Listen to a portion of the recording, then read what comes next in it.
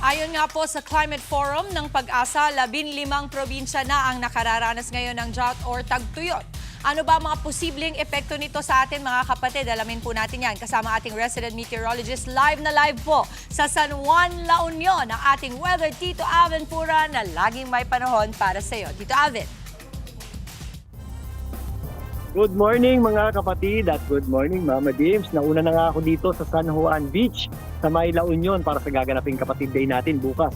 Diyan po yan sa tapat ng Mona Lisa Surf Resort. Ayan, kung mapapansin nyo, sinisimula ng buuhin yung stage. Pero Mama James, mamaya pagsunod nyo dito huwag niyong kalimutan mag-empake ng sunblock. Dahil bagamat presko dito sa tabing dagat, ay may kainitan din po dito sa La Union. Katunayan, isa po ang La Union sa 15 provinces na nasa listahan ng Pag-asa na nasa drought o nasa tagtuyot na kondisyon.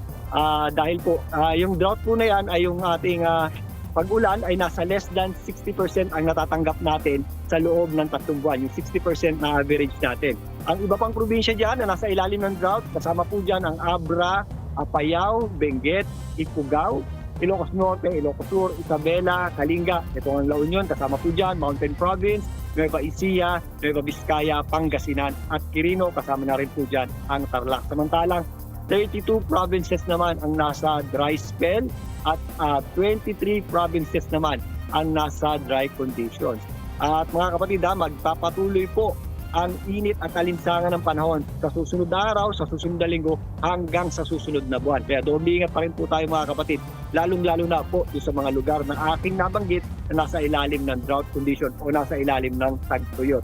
Dahil pa rin po yan sa umiiral nating easterlies at ridge ng high pressure area na nakaka-apekto sa malaking bahagi ng ating bansa. Sa katunayan, yung ating pinakamataas na heat index ngayong araw na ito ay posible po muling pumalo sa 44 degrees Celsius. Diyan po sa area ng Mindanao, sa Mindanao po, sa may Cotabato City, diyan po ang ating aasahang heat index.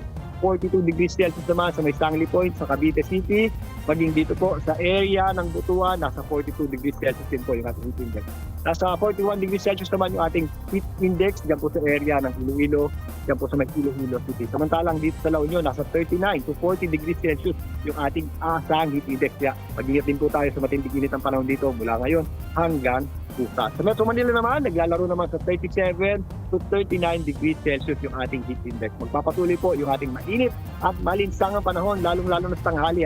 Pagsapit po ng hapon, nagiging maulap yung ating panahon, pero mababa po yung ating tsansa ng pag-ulan. Pero paghandaan pa rin po natin ang matinding init at alinsangan ng panahon natin sa maghapon na po yan, lalong-lalo na sa tanghali.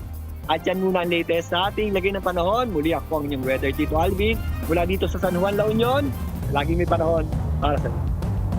Mga kapatid, dito Alvin Pura po na laging may panahon para sa iyo, umaraw man o umulan, dapat laging handa. Kaya para maging updated sa pinaka-latest weather updates, mag-follow at mag-subscribe na sa social media pages ng News 5.